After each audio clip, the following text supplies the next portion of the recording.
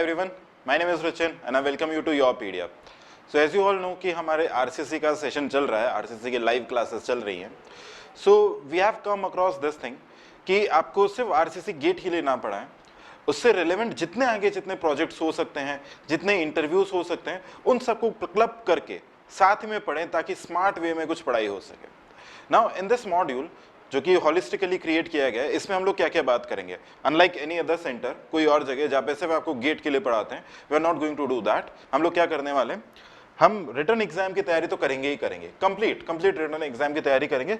साथ ही में will also discuss interview questions. As you all know that Yourpedia is very much into interview guidance program and all. तो we get a lot of questions, a lot of feedbacks from the students कि sir आपने जैसा पूछा वैसा कुछ आया. Okay, तो वहाँ से हमारे पास काफ़ी सारा डेटा आता है, काफ़ी इंफॉर्मेशन है, काफ़ी क्वेश्चंस हैं. तो जो क्वेश्चन रिसेंटली इंटरव्यूज में पूछे गए हैं, whether the interview can be of masters, M.Tech, they can be of PSUs, किसी का भी या किसी गवर्नमेंट जॉब का जो भी इंटरव्यू रिलेटेड क्वेश्चंस है जो कि RCC से रिलेवेंट है, वो भी हम लोग डिस्कस करेंगे. क्या प्रोबेबल आंसर्स हो सकते हैं, प्लस इससे रिलेटेड आपके पास क्या प्रोजेक्ट्स हो सकते हैं. बहुत सारे स्टूडेंट्स को डाउट आता है कि सर हम प्रोजेक्ट क्या बनाएं, ओके, जिससे हमारा आगे फ्यूचर में अच्छा हो. अगर आपका प्रोजेक्ट अच्छा होगा so it is highly possible कि आप मास्टर्स करने इंडिया में बहुत अच्छे IITs में जा सकते हैं या फिर आप अब्रॉड में भी जा सकते हैं. That is possible. सो हम लोग 3 पॉइंट ऑफ व्यू से इसको कवर करेंगे. Complete written test, because you know that without clearing GATE or any kind of written test interview का सवाल ही नहीं उठता है. एंड समटाइम्स हमारा जो इंटरव्यू है that is completely based on projects also, कि आपने क्या प्रोजेक्ट किया है. So will guide you that through that also. So देखें, ये कुछ क्वेश्चंस हैं, इजी क्वेश्चंस हैं. Will covering this type of interview, this type of questions also, जिसमें हम क्या कर रहे हैं. जैसे अगर आपको PSU के लिए तैयार करना है, ओके, तो मैं आपको बताऊंगा आपको कौन कौन से क्वेश्चंस करने चाहिए. अगर आपको ये these are of very very easy to moderate level है, बिल्कुल easy to moderate. First question 2008 में पूछा गया, straightforward 20 seconds question, 20 second 20 second, very simple question. Now coming to tough part, I will also tell you कि अगर ये question आपको gate में या किसी और एग्जाम में दिखता है, इररिस्पेक्टिव, वो हो सकता है इंजीनियरिंग सर्विसेज में आए, हो सकता है SSC JEE के अंदर आए, हो सकता है गेट में आए, किसी और एग्जाम में, हो सकता है किसी PSU के इंटरव्यू में आए, तो आप उसे किस तरीके से सॉल्व करेंगे. ये टफ क्वेश्चन है which takes around 3 to 4 minutes. उसको जल्दी कैसे करना है, किस तरीके से करेंगे, वो सारी हम लोग बात करेंगे. This is regarding your complete GATE की तैयारी यानी रिटन टेस्ट की, जो कि आपका प्री एलिमिनरी टेस्ट है. किसी भी जॉब के लिए या मास्टर्स के लिए this is a preliminary test, सिर्फ शॉर्ट लिस्टिंग हो रहा है. नेक्स्ट, रिसेंटली जितने स्टूडेंट से इंटरव्यू में क्वेश्चंस पूछे गए हैं, जैसे पहला क्वेश्चन पूछा है, अगर आप आंसर दे सकते हैं तो please give it answer, that what are the disadvantages of using steel in concrete. Advantages सबको पता है, but interview I guess this was asked in किसी PSU में पूछा था, NMDC में भी, आई डोंट रिमेंबर अभी किसमें, बट ये किसी न किसी इंटरव्यू में पूछा गया. This what are the disadvantages of using steel in concrete. Another question was asked this, what exactly is LSM. LSM actually है क्या. आप लोग बोलते हो LSM लिमिट स्टेट मेथड है, that is just the full form. LSM होता क्या है, ये इंटरव्यू में पूछ लिया. These are just example questions जो कि मैंने आपके सामने रखे हैं. There are many other question which you can not even think about. कितनी बार क्या होता है, RCC के अंदर इलेक्ट्रोमैग्नेटिक वेव्स चल जाती है इंटरव्यू में, अगर आप इंटरव्यू सही डायरेक्शन में नहीं ले जा रहे हैं. नेक्स्ट, सम प्रोजेक्ट्स, जैसा आपको पता है अगर आपके प्रोजेक्ट अच्छे हैं तो आपको इंटरव्यू में it gives you an extra edge. Whether you are going for PSU का इंटरव्यू है या मास्टर्स IIT का, NIT का, किसी का भी इंटरव्यू है, तो it can give you an extra edge. Plus अगर आपने अच्छे तरीके से आपका प्रोजेक्ट प्रिपेयर किया है, सो देयर आर चांसेस कि आप इंडिया के बाहर भी जा सकते हैं, अब्रॉड भी जा सकते हैं for pursuing your higher studies. कुछ एग्जाम्पल्स हैं जो हमने सजेस्ट किए थे स्टूडेंट्स को. Arsenic removal from ground water by coagulation process, concrete cube testing. Basically 2-3 subject को मर्ज करके ये टॉपिक बना हुआ है. सो वेदर अगर आपकी कोई रिक्वायरमेंट एनवायरमेंट साइंस से आती है, you can go into that. Structure से आती है तो उससे भी जा सकते हैं. ओके, तो देयर आर डिफरेंट टॉपिक्स, बहुत सारे टॉपिक्स हैं. Non destructive testing of concrete. Non destructive testing इस तरीके का कुछ टॉपिक है जिसके लिए IITs में there is a separate department. Lot of people might not know, but इसके लिए बिल्कुल सेपरेट से डिपार्टमेंट्स होते हैं. So this is how we are going to study. अगर आपने इस तरीके से एक सब्जेक्ट पढ़ा, so you will develop a habit of studying each and every subject like this, because our primary aim is not to qualify GATE. आपका career is the most important part, qualifying GATE is just giving the first step, सिर्फ पहला step qualify होगा आपका। एक बार आप qualify कर गए 1.5 लाख में से अगर आप 30,000 में से आप आ जाओगे 30,000 में, देन देयर आर चांसेस कि आपको पीएसयू मिलेगा या आईआईटी मिलेगा। अगर आपका लो गेट स्कोर है तब आप क्या करेंगे? So this all will come into play. Alright, इस तरीके से पढ़ेंगे तो मिनिमम आई कैन गारंटी कि आपका 50-50 मार्क्स बिल्कुल इजी तरीके से आ जाएगा, बिल्कुल आसान तरीके से। So I welcome you all, will start this session very soon. Please make proper notes while you study. जहां पे भी जरूरत होती है please pause the video, try to solve the question on your own. Okay, so I welcome you to your pedia, keep watching and keep making notes. Everyone, let's start this. Hi everyone, my name is Ruchin and I welcome you to your पीडिया। So आज का session में we are going to start with module 5, that is on pre stressed concrete. So today we are going to start with module 5, that is pre-stressed concrete। Okay, जैसा कि मैंने आपको starting में बताया था, प्री स्ट्रेस्ड कंक्रीट काफ़ी important है और इससे ऑन एन एवरेज हर साल गेट में कुछ ना कुछ 1 या 2 क्वेश्चन आते ही आते हैं। ओके, तो प्री स्ट्रेस्ड कंक्रीट बहुत काम का है। अप्रॉक्सीमेटली 25% वेटेज रखता है ये वाला पार्ट गेट में। अगर आप किसी और एग्जाम की बात करोगे तो उसमें भी क्वेश्चन आता है। ओके, अब देखें इसमें हमें पढ़ना क्या क्या है। जैसे हमने बीम्स के बारे में पढ़ा था, प्री स्ट्रेस्ड कंक्रीट के स्लैब भी आते हैं, कॉलम भी आते हैं, बीम्स भी आते हैं, अलग अलग स्ट्रक्चरल मेंबर्स आते हैं। हमें क्या पढ़ना है? हमें पढ़ना है बीम्स का सिर्फ एनालिसिस पार्ट। हमें क्या पढ़ना है? बीम्स का सिर्फ एनालिसिस पार्ट। देखो कितना सिंपल सा पार्ट पढ़ना है। हम एलएसएम से क्या करते थे, आरसीसी में हम 3 चीजें पढ़ते थे, beams, columns and slabs. Okay, ये 3 चीजें होती हैं। इसका हमने क्या किया? इसका हमने एनालिसिस भी किया और इसी का हमने डिजाइन भी किया। इसका हमने डिजाइन प्लस एनालिसिस साथ में, और स्लैब्स अभी हम लोग पढ़ेंगे, अभी तक हमने पढ़ा नहीं है। उसके अंदर हम लोग डिजाइनिंग करेंगे, नॉट एनालिसिस, इसमें सिर्फ हमें डिजाइनिंग करना है। ओके, तो एनालिसिस, डिजाइन एनालिसिस, डिजाइन, ये सारी चीजें हमने करी है। अब एनालिसिस में हम क्या निकाल रहे थे? Moment of resistance. इस पीएससी में हमें क्या करना है? पीएससी में हमें पढ़ना है सिर्फ बीम्स के बारे में, और उसमें भी सिर्फ हमें क्या करना है? एनालिसिस। अब एनालिसिस में हमें क्या निकालना है? स्ट्रेसेस निकालने हैं बस। मोमेंट ऑफ रेजिस्टेंस नहीं निकालना है, सिर्फ क्या निकालना है? स्ट्रेसेस निकालने हैं। बहुत सिंपल सा पार्ट है, सिर्फ स्ट्रेसेस निकालने हैं। एक सिंपल सा कॉन्सेप्ट बताऊंगा, वो अगर आपको समझ में आएगा तो मैक्सिमम सारी चीजें आप लोग समझ जाओगे। प्लस इसके बाद हमें इसमें लॉसेस निकालने होते हैं। तो लॉसेस के लिए we'll have a separate topic हम लोग रखेंगे, सेपरेट सेशन रखेंगे लॉसेस निकालने के लिए। ओके, तो ये हमारा पार्ट है। इसके अंदर पीएससी में हमें क्या करना है? अब हम लोग स्टार्ट करें।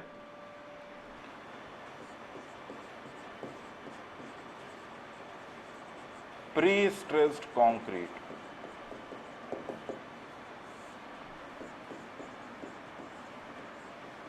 IS 1343-1980। जैसे आरसीसी का कोड होता है IS 456, इसका 1343-1980 इसका कोड है प्री स्ट्रेस्ड कंक्रीट के लिए। देखो जनरली आरसीसी की बात करें तो आरसीसी में क्या होता था? ऐसा कोई बीम होता है,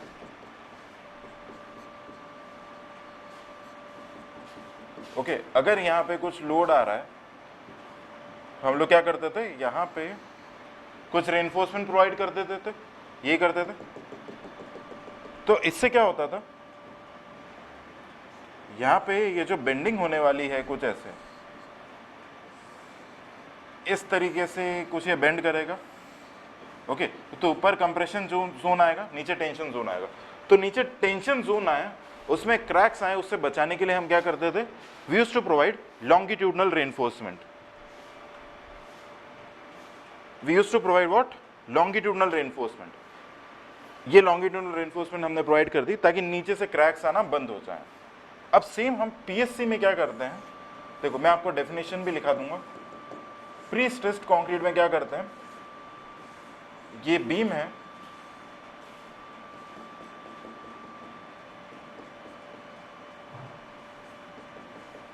इस पर कोई लोड आए, इस बीम पर कोई लोड आए, इसके पहले क्या करते हैं, ये स्टील है, इसको बाहर की तरफ खींच देते हैं।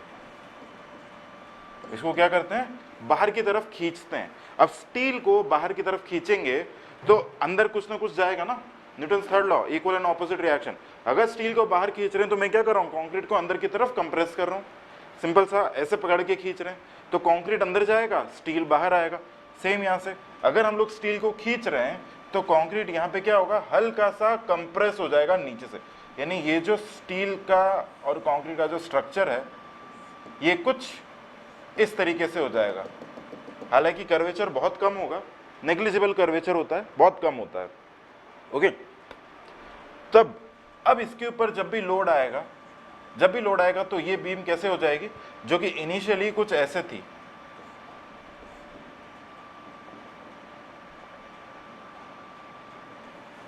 Initially it was something like this. तो जब यहां पे कुछ भी लोड आएगा तो ये बीम कैसे हो जाएगी, एट मैक्स इस तरीके से स्ट्रेट हो जाएगी। कुछ भी लोड आएगा तो बीम क्या होगी, स्ट्रेट हो जाएगी। अब स्ट्रेट हो जाएगी तो इससे फायदा क्या है, पूरे के पूरे सेक्शन में टेंशन नेग्लिजिबल आएगा, tension is negligible.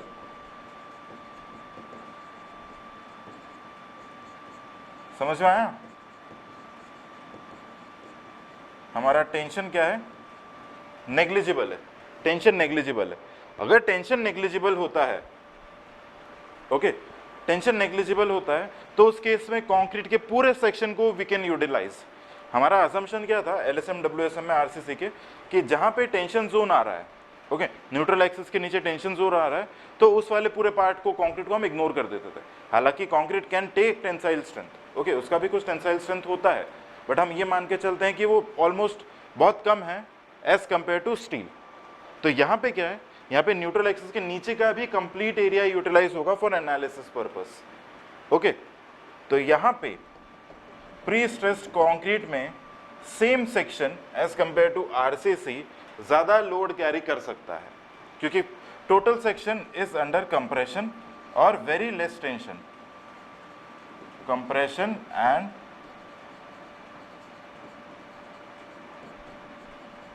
Very less tension. ये हो गया प्री स्ट्रेस्ड कंक्रीट का बिल्कुल basics. Okay, pre stressed concrete यानी कंक्रीट को लोड देने के पहले हमने स्ट्रेस कर दिया है। ओके, कंक्रीट को लोड देने के पहले हमने क्या किया, स्ट्रेस कर लिया है।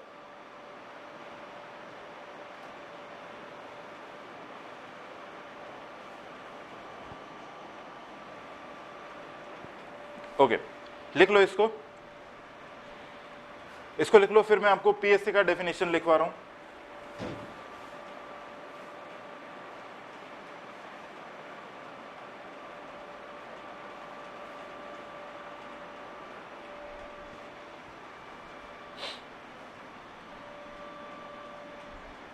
लिख लिया सबने? अब हम डेफिनेशन लिख लेते हैं। प्री स्ट्रेस्ड कंक्रीट का डेफिनेशन क्या है, कितने टाइप्स का होता है, सारी चीजों पे बात करते हैं।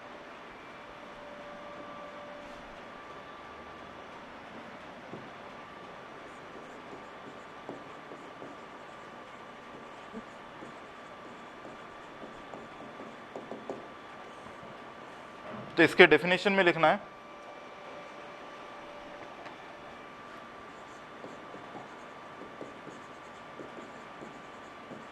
it is the one in which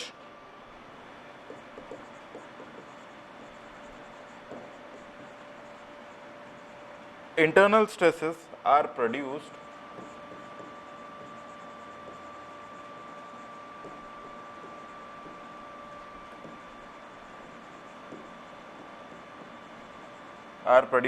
of such a magnitude and distribution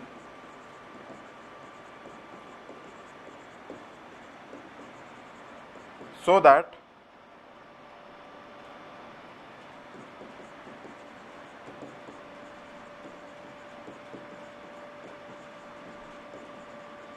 it will counterbalance the external stresses. It will counterbalance the external stresses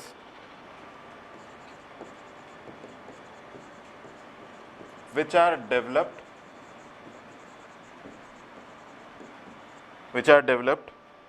due to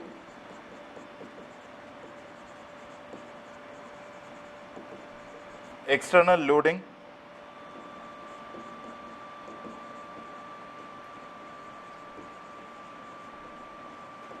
up to desired degree.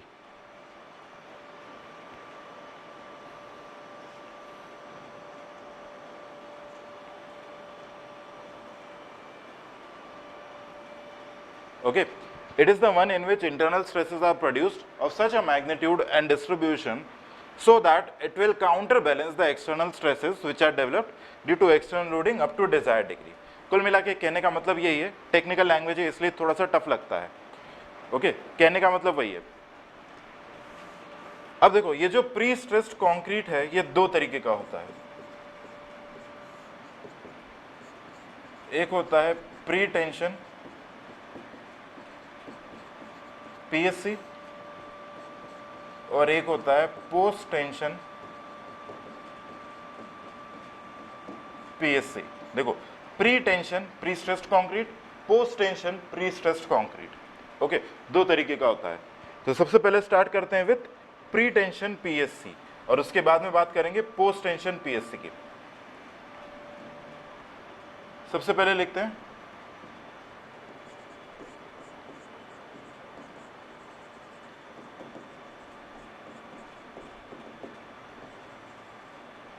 Pre tension PSC.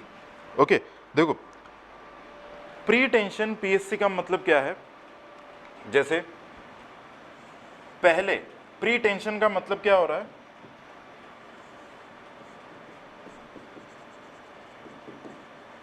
Tension is given first. Pre का मतलब ये हो रहा है ना कि tension पहले दिया जा रहा है. ओके, अब टेंशन किसको दिया जाता है, टेंशन फोर्स किस पे अप्लाई किया जाता है, ऑन स्टील. ठीक है, हम क्या बोल रहे हैं, स्टील को खींच रहे हैं तभी तो कंक्रीट अंदर की तरफ जा रहा है. तो सेम चीज है, टेंशन इज गिवन फर्स्ट किसको, टू स्टील. यानी कि सबसे पहले क्या करते हैं, एक बार मेथड समझ लो कैसे हो रहा है उसके बाद आगे लिखते हैं. जैसे मान लो कि ये हमारा बेड है. ओके, प्री स्ट्रेसिंग बेड है जिसमें सारा प्री स्ट्रेसिंग का काम वगैरह होता है. अब यहां पे क्या किया है, इधर लगाया दो जैक. ओके, जैक लगाया. अब क्या किया, ये है स्टील. ओके, स्टील है, रेनफोर्समेंट है, स्टील है, इसको पकड़ के खींच दिया. ओके, सिंस डक्टाइल मटेरियल है स्टील तो उसको खींचा जा सकता है. स्टील को दो तरफ से पकड़ के खींच लिया. ऑब्वियसली इंसान नहीं खींचेंगे, वर्कर्स नहीं खींचेंगे, वन जैक्स खींचेंगे. ओके, मशीन्स होती हैं जो स्टील को पुल करती हैं. ओके, स्टील को पुल कर लेंगे, उसको खींच के रखेंगे. ओके, यहाँ पे और यहाँ पर ऐसे खींच के रखेंगे. उसके बाद में जब स्टील खींचा हुआ है उसके बाद में यहाँ पे कंक्रीट की कास्टिंग होगी. ओके, बीम बना रहे तो बीम की कास्टिंग होगी बाद में. ओके, बीम की कास्टिंग कब होगी, बाद में. पहले क्या करेंगे, ये जो हमारे सेक्शंस हैं, जैक है, इसमें स्टील को फंसाया, उसके बाद स्टील को ऐसे करके खींच देंगे. तो स्टील में क्या आ गया, प्री टेंशन दे दिया, प्री टेंशन. ओके, उसके बाद में कंक्रीट को कास्ट कर देंगे. अब कंक्रीट को 28 दिन 30 दिन जितना भी लगता है अच्छे से उसको स्ट्रेंथ गेन करने देंगे, तब तक स्टील खिंचा हुआ ही रहेगा. अब जब कंक्रीट का परफेक्टली स्ट्रेंथ गेन हो जाएगा तब इसको यहाँ से क्या करेंगे, कट कर देंगे और ये हमारा बीम का एक सेक्शन निकल के बाहर आ जाएगा. अब क्या हुआ इसके अंदर, पीएससी कैसे बनाई है, हमने क्या किया था, स्टील को पहले खींच रखा था, पूरा कंक्रीट उसके ऊपर अच्छे से सेट हो गया, पूरा स्ट्रेंथ गेन कर लिया. उसके बाद में उसको कट करेंगे तो स्टील वापस से थोड़ा अपनी जगह आने की कोशिश करेगा. ओके, स्टील अगर थोड़ा सा कंप्रेस होगा तो ये क्या होगा, पूरा कंक्रीट भी थोड़ा सा कंप्रेस हो जाएगा। ओके, स्टील अगर थोड़ा सा अपनी जगह पे आएगा तो कंक्रीट भी अपनी जगह पर आएगा। ओके, कंक्रीट भी अपनी जगह पे आएगा। कंक्रीट अपनी जगह पे आएगा तो क्या होगा, थोड़ा सा कंप्रेस होगा, स्लाइटली कंप्रेस होगा, तो this will create pre tensioning effect, pre stressed concrete का इफेक्ट होगा। ओके, तो इसके बारे में कुछ पॉइंट्स लिख लेते हैं यहाँ पे, और आप फिगर बना लेना ये वाला।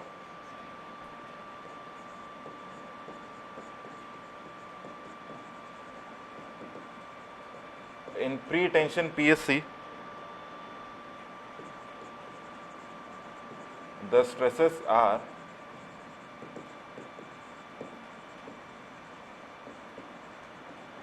mainly transferred due to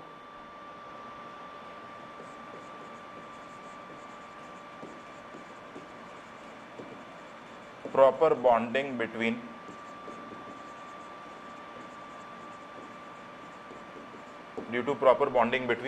steel and concrete। Stresses किससे ट्रांसफर होते हैं, प्रॉपर बॉन्डिंग, ये टर्म ध्यान रखना है। Okay, proper bonding between steel and concrete. Next लिखना है,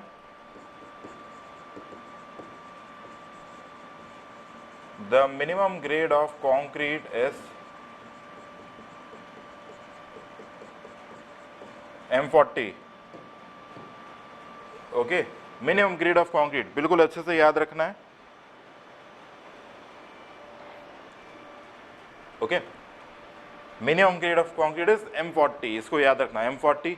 कई बार एग्जाम में पूछा गया है कि पोस्ट टेंशन PSC के लिए कौन सा हम लोग यूज करते हैं और प्री टेंशन PSC में मिनिमम ग्रेड कौन सा होता है। Okay, so the minimum grade of concrete is M40। अब इसके बाद में इसका एग्जाम्पल कहां पे दिखा जाता है, making of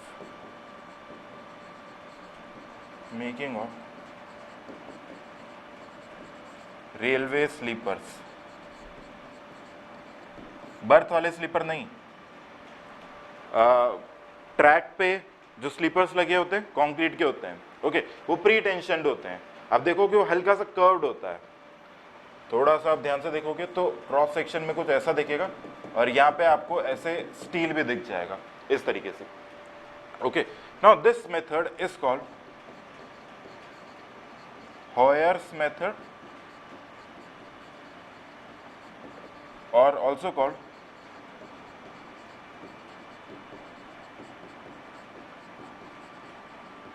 long line method। Okay, इसको Hoyer's method भी कहते हैं और long line method भी कहते हैं।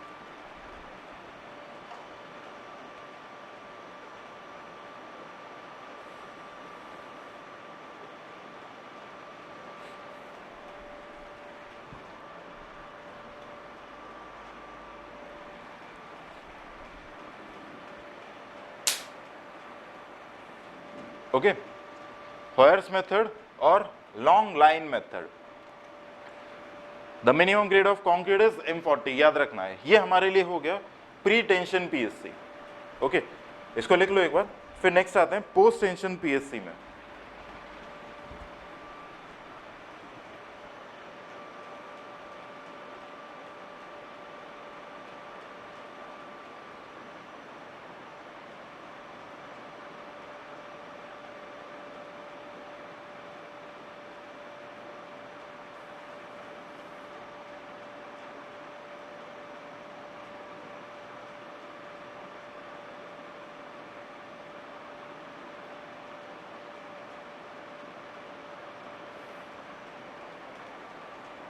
ओके, नेक्स्ट आते हैं post tension PSC।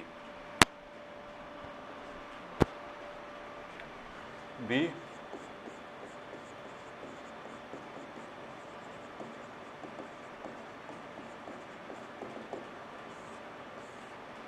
Post tension PSC। देखो, पोस्ट टेंशन का मतलब क्या हो रहा है,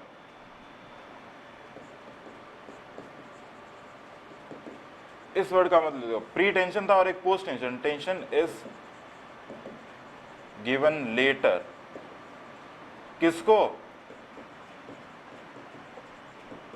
टू स्टील। मैंने आपको स्टार्टिंग में ही बताया था ऐसा कोई apparatus ही नहीं बना जो स्टील कंक्रीट को स्टील दे टेंसाइल स्ट्रेस दे सके। तो हम किसको खींच रहे हैं? स्टील को खींच रहे हैं। देखो यहाँ पे, अब यहाँ पे क्या करते हैं, जैसे मान लो ये कंक्रीट का एक ब्लॉक है, पहले कंक्रीट का ब्लॉक बनाया जाता है। ओके, पहले कंक्रीट का ब्लॉक बनाया जाता है इस प्री स्ट्रेसिंग बेड पे। ये हो गया प्री स्ट्रेसिंग बेड। अब इसके अंदर हम क्या करते हैं, एक डक्ट प्रोवाइड करते हैं।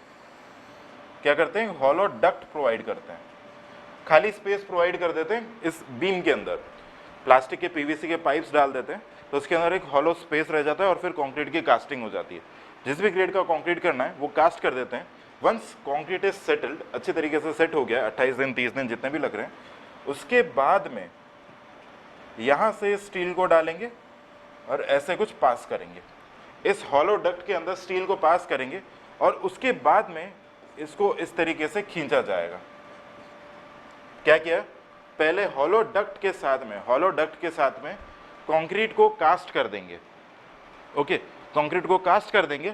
कंक्रीट को कास्ट करने के बाद में क्या करेंगे, पूरा अच्छे से सेट हो जाएगा, पूरा स्ट्रेंथ गेन कर लेगा। उसके बाद स्टील को इससे पास कराएंगे और फिर स्टील को खींचेंगे। ओके, स्टील को खींचेंगे। अब स्टील को जैसे ही खींचेंगे तो क्या होगा, स्टील को खींचेंगे तो ऑब्वियसली कंक्रीट को अंदर कंप्रेस करेंगे। ओके, स्टील को खींचा तो कंक्रीट अंदर कंप्रेस होगा, अंदर कंप्रेस होगा जितना डिजायर्ड डिग्री ऑफ कंप्रेशन चाहिए। उसके बाद में यहाँ पे क्या करेंगे, एंकर्स लगा देंगे। स्टील पे क्या लगा देंगे? एंकर्स, ताकि ये मूव ना कर सके। ओके, और इस तरीके से पोस्ट टेंशन पीएससी बना। ओके, तो इस पे क्या आएगा, हल्का सा एक कर्वेचर आ जाएगा। This is called a duct. This method is called Freyssinet system.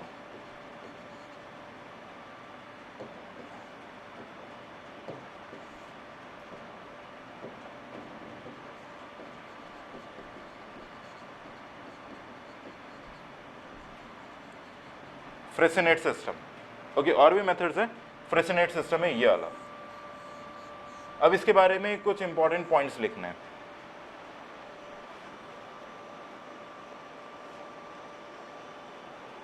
Important point में फर्स्ट पॉइंट लिखना है,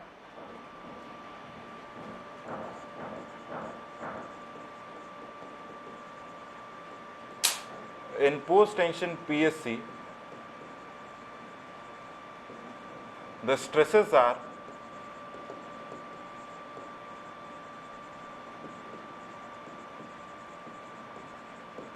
mainly transferred due to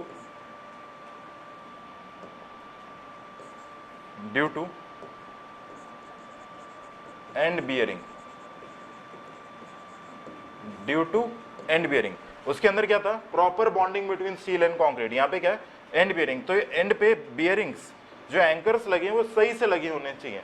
anchor सही से नहीं लगे होंगे तो स्टील क्या हो जाएगा, वापस लूज हो जाएगा और जो हमारा टोटल एम था इसके अंदर वो हमारा नहीं रहेगा। ओके, नेक्स्ट लिखना है मेथड्स। कौन कौन से मेथड्स हैं ना, दीज मेथड्स नाम आ जाते हैं एग्जाम में। सबसे पहला है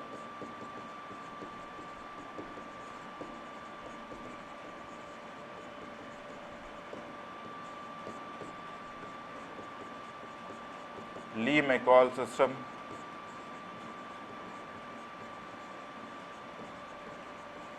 Gifford-Udall system,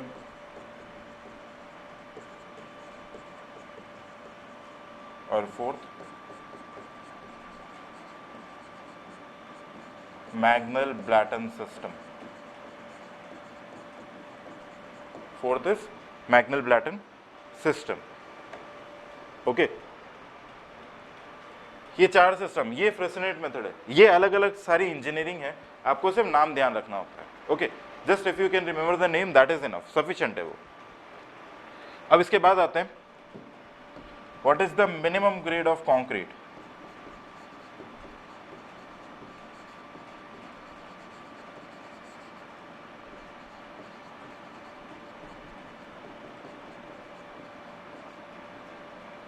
M30। Okay, minimum grade of concrete कितना है, M30। M30 तो कम से कम यूज करना है, इससे ज्यादा यूज करेंगे तो it is better.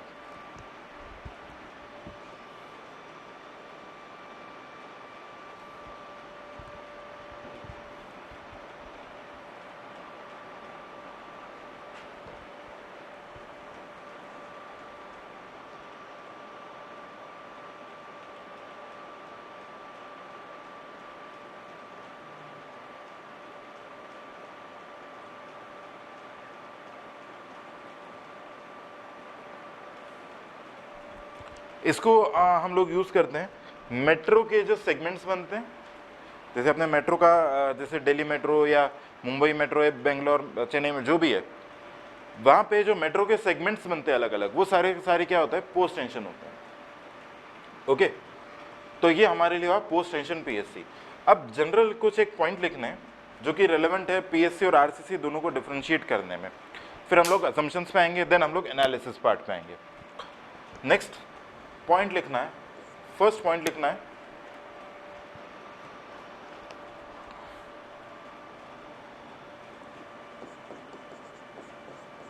in PSC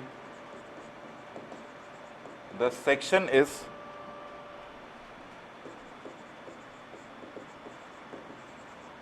subjected to compressive force only and very less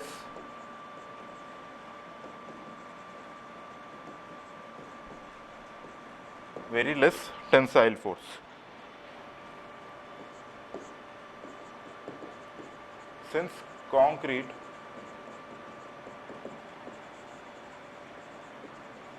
is good in compression,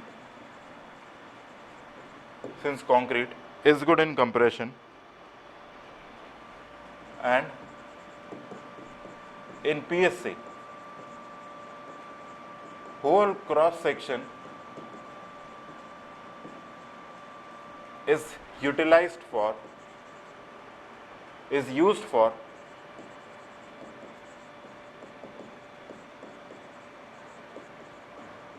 analysis purpose. Therefore, size of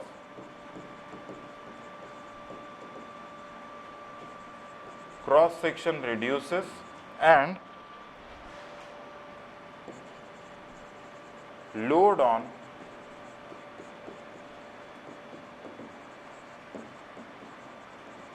supporting structure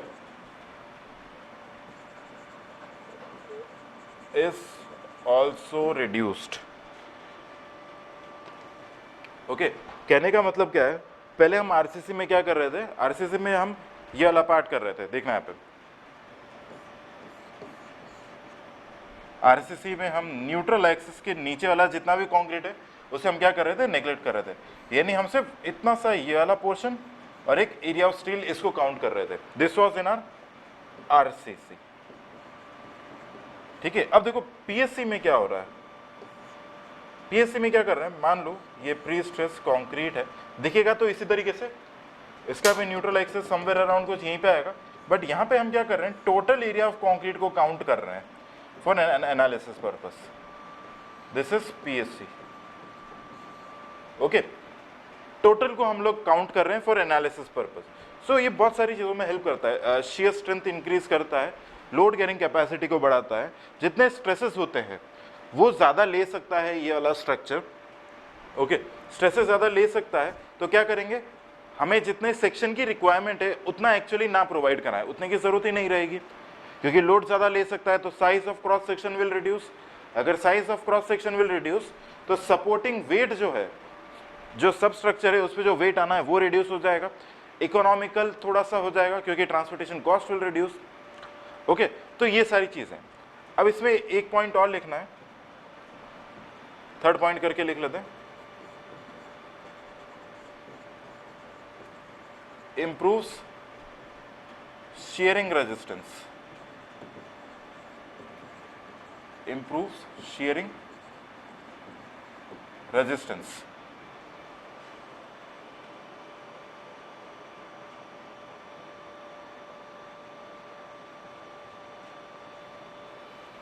okay, improves shearing resistance। All right, अब हम लोग next आते हैं, इसके assumptions देखते हैं।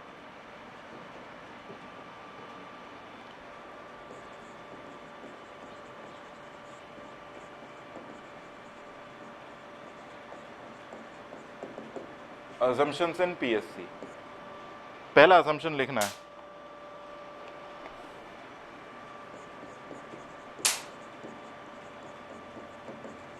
Plane section before bending remains plane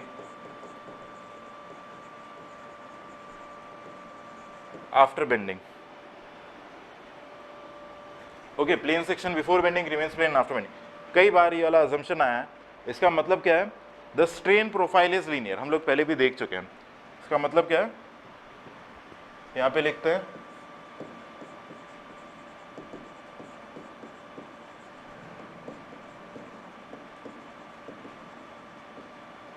the strain profile is linear.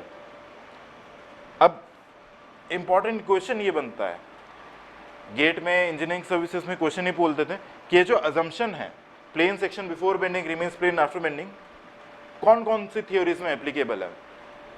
LSM, WSM, PSC, ULM किस किस में वैलिड है? तो हमने किस किस में पढ़ा है? LSM, WSM और PSC, इन तीनों में ये वैलिड है, तो ध्यान रखना है. नेक्स्ट आता है with in limit of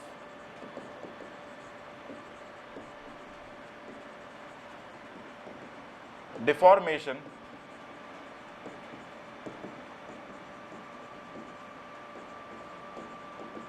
Hooke's law is valid.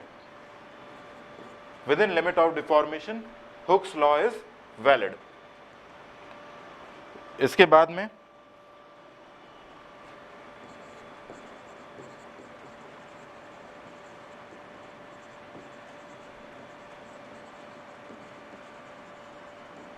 the stresses in reinforcement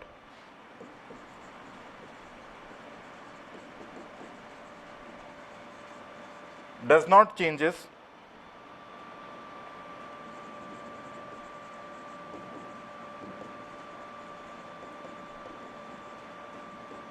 along the length of reinforcement. The stress change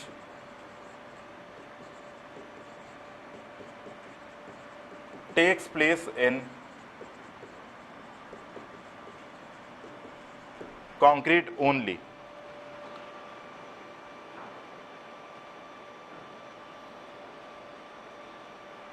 Takes place in concrete only. ठीक है, देखो इसका मतलब क्या है? इसका मतलब है, मान लो कि ऐसा कोई हमारा रेनफोर्समेंट था, ये बीम है, लेट मी से ये हमारे लिए हो गया रेनफोर्समेंट. ओके, ये इसका सेंटर पॉइंट, ये इसका न्यूट्रल एक्सिस. अब यहां से इसको खींचा मान लो 2000 किलो न्यूटन के फोर्स से, तो क्या होगा? थोड़ा सा अपना दिमाग चलाना है. कैसा दिखेगा? यहाँ पे तो 2000 रहेगा एंड पे. ओके, थोड़ा सा अंदर जाएंगे तो हो सकता है कुछ कम हो जाए, 1990 हो जाए, फिर कुछ कम आए तो 1980 हो गया, कुछ और आए तो यहाँ पे 1970, कुछ कुछ कम होता जाएगा जैसे जैसे अंदर जाते जाएंगे. सेम यहाँ पर भी 2000, 1990, 1980, 1970, ऐसा कुछ प्रैक्टिकली होगा. हम इसको इग्नोर कर रहे हैं. अजम्पशन के अकॉर्डिंग क्या है कि स्ट्रेस चेंज रेनफोर्समेंट में नहीं होगा. ओके, रेनफोर्समेंट में किसी तरीके का कोई स्ट्रेस चेंज नहीं होगा. ओके, कैसा रहेगा? यहाँ पे 2000 है तो हर पॉइंट पे कैसा रहेगा? 2000. ये जो स्ट्रेस में चेंज आ रहा है ये किस में आएगा? Only in concrete. This will take place only in concrete. आया समझ में? क्या चीज क्लियर है? ये असम्पशंस इन पीएससी याद रखने हैं, ऐसे ही नहीं लिखा है, इनको याद रखना है क्योंकि एग्जाम में आता है. ऑलराइट,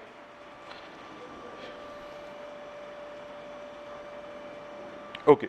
अब सवाल ये आता है कि हम लोग इतना हाई स्ट्रेंथ स्टील या हाई स्ट्रेंथ कंक्रीट को क्यों यूज कर रहे हैं? स्टील भी आपको कैसा यूज करना है?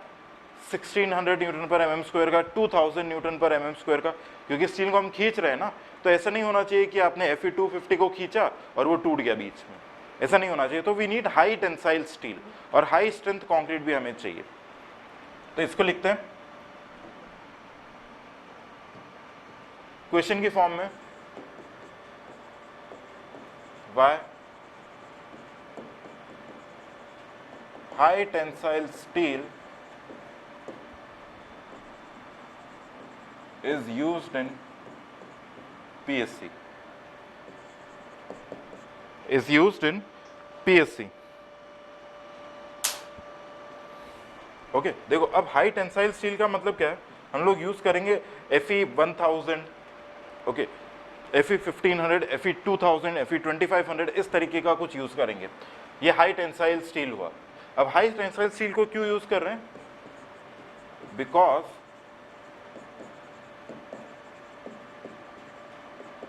The losses in steel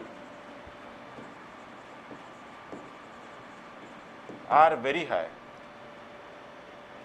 only due to creep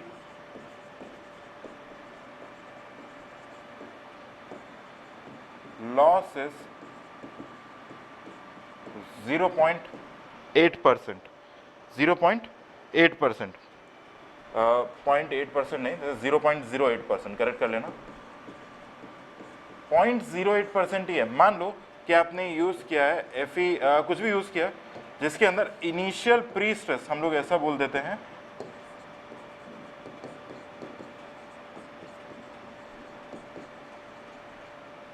initial pre stress कुछ था उसका 2000 न्यूटन पर mm स्क्वायर, मतलब उसको 2000 न्यूटन पर mm स्क्वायर से खींचा है। ओके इतना उसका इनिशियल प्री स्ट्रेस था। अब इसके अंदर 0.08% लॉस हो गया, तो 0.08 अपॉन 100 इंटू, ये तो स्ट्रेन जैसा हो जाएगा ना, परसेंटेज इंटू ES कितना है 2 × 10⁵ न्यूटन पर mm स्क्वायर। इसको सॉल्व करेंगे तो अप्रोक्सीमेटली ये आ जाएगा। क्रीप के कारण ओवरऑल लॉस कितना हो गया, 160 का लॉस हो गया, तो बचेगा कितना 2000 माइनस 160 करेंगे तो कितना आएगा 1840 न्यूटन पर mm स्क्वायर। ऐसा हम लोग पढ़ेंगे, और भी लॉसेस होते हैं। ओके इसलिए हमें हाई स्ट्रेंथ स्टील या हाई टेंसाइल स्टील की जरूरत होती है। क्या चीज समझ में आई है? इसलिए हमें हाई टेंसाइल स्टील की जरूरत होती है। ऑलराइट, अब नेक्स्ट आते हैं, इसके बाद में क्वेश्चन की फॉर्म में वाई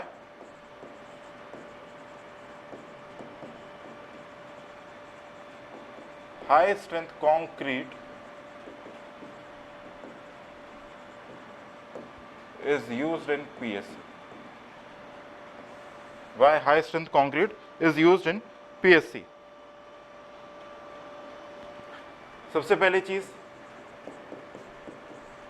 प्री टेंशन में अगर कंक्रीट स्ट्रांग नहीं होगा, M30 M40 इसके ऊपर का नहीं होगा, तो प्रॉपर बॉन्डिंग के स्ट्रेसेस को बियर नहीं कर पाएगा और क्रैक्स आ सकते हैं। ओके तो इसमें लिखना है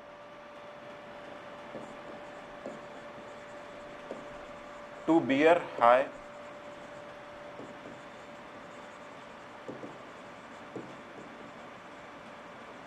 end bearing stresses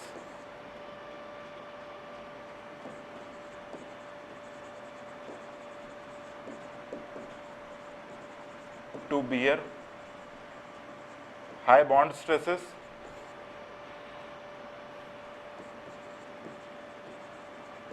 to reduce effect of creep and shrinkage, to reduce the effect of creep and shrinkage. इसके लिए we use high strength PSC. Okay यहाँ पे हमारा इंट्रोडक्शन पार्ट फिनिश हो गया है इसका PSC का। नेक्स्ट हम लोग स्टार्ट करेंगे विथ एनालिसिस पार्ट। एनालिसिस में हमारे पास में 3 मेथड्स हैं।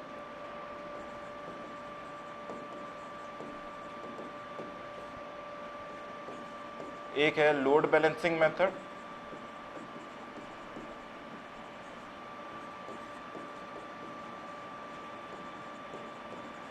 स्ट्रेस कॉन्सेप्ट मेथड, और एक है स्ट्रेंथ कॉन्सेप्ट मेथड। 3 तरीके के मेथड्स हैं, तीनों से सेम रिजल्ट आता है।